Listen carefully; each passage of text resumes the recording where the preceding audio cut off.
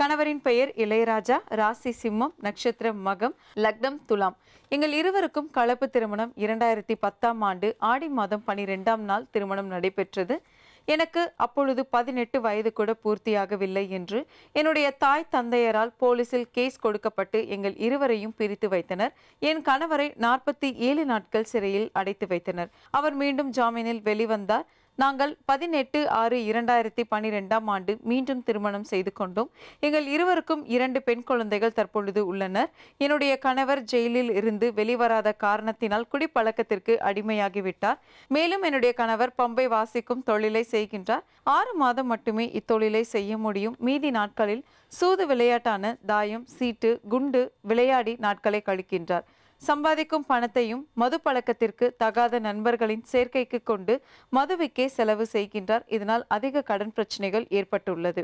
எங்களுடைய கடன் பிரச்சனைகள் தீர்வதற்கும் அவர் நல்வழியில் இருப்பதற்கும் நீங்கள் தான் நல்லதொரு பரிகாரம் சொல்ல வேண்டும் ஐயா. சுவாமிஜி, உங்களுடைய கணவர் குடிப்பழக்கத்திலிருந்து வெளிவரதுக்கு என்ன பரிகாரம் செய்யலாம் சொல்லுங்க. சில விஷயங்களுக்கு பரிகாரம்ன்றது கவனம்தான் காரணமாக போகும்னு சொல்கிறோம். கவனம்தான் முதல் பரிகாரம். சப்தரிஷி வாக்கியப்படி உங்கள் பிரச்சனைக்கு என்ன தீர்வு வருதுன்னு பார்க்கலாம்.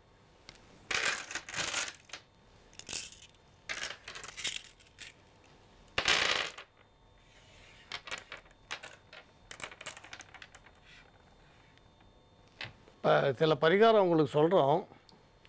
இருந்தாலும் ஒரு விஷயத்தில் என்ன நான் சொல்கிறேன்னா, அவர் சிறைக்கு போனார், அதனால் குடிப்பழக்கத்துக்கு அடிமையானார். நீங்கள் சொல்கிற வாசகம்லாம் அது எங்களால் ஏற்றுக்கொள்ள முடியாத விஷயம். இப்போ இவரோட இந்த பழக்கத்தினால உங்கள் தாய் தந்தையர் கொடுக்க மாட்டேன்னு சொன்னது சரின்ற மாதிரி ஆகிப்போச்சு இல்லையா?